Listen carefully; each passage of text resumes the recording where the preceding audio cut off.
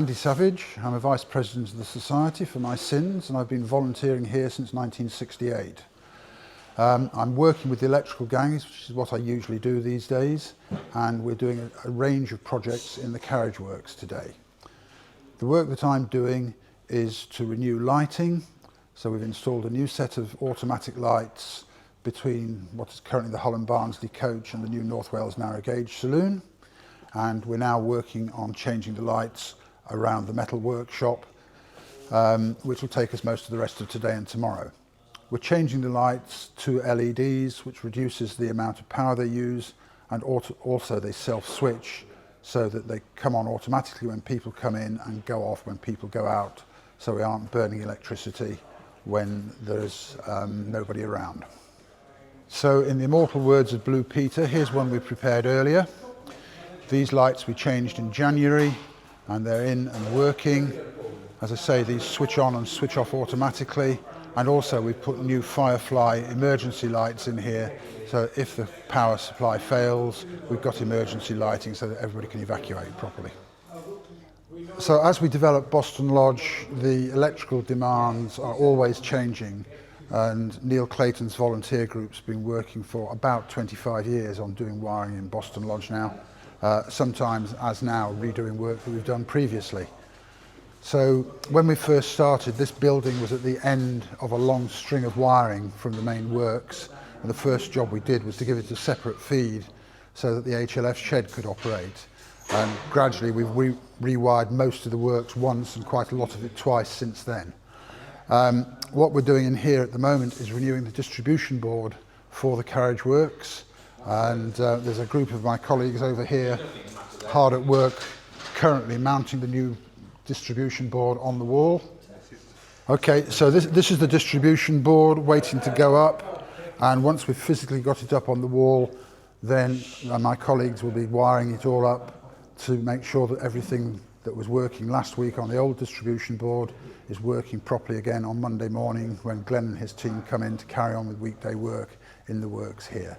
So this is quite normal for us, that we get from Friday morning till Sunday evening, or sometimes if we're lucky Monday evening, to do a job from switching off the old electric supply to switching on the new one.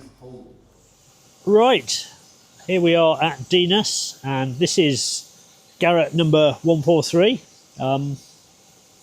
So 143 has the later design of chimney that was produced by South African Railways, because the original ones didn't have a huge long life. They rotted away or were damaged.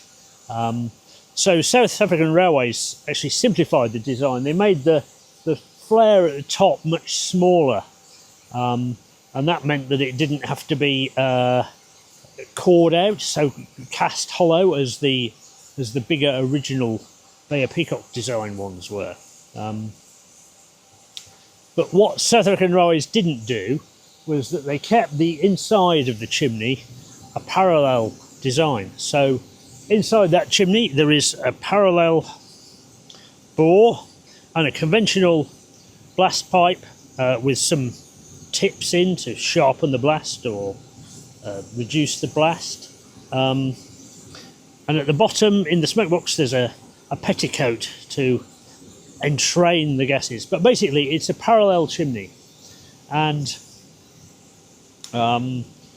we know over the years of running engines that parallel chimneys aren't fantastic at steaming, although I mean 143 works fine, and it's obviously worked okay with its South African design of chimney for some years, but when we came to do 87 we needed a new chimney.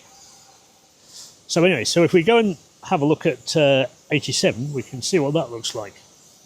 Right, so this is 87 behind me, and as you can see, it has the original design of Bay of Peacock chimney with a nice flared out top. So it looks more attractive. Well, I think it does. And as I said, we were donated the original pattern that made that casting about the time that we were starting to look at the restoration of 87. So it made sense to use this. But we needed a core box to make the inside shape. And at the time, we were in touch with Phil Girdlestone, who's now sadly passed away, in South Africa. And he had a design for a Lempor exhaust,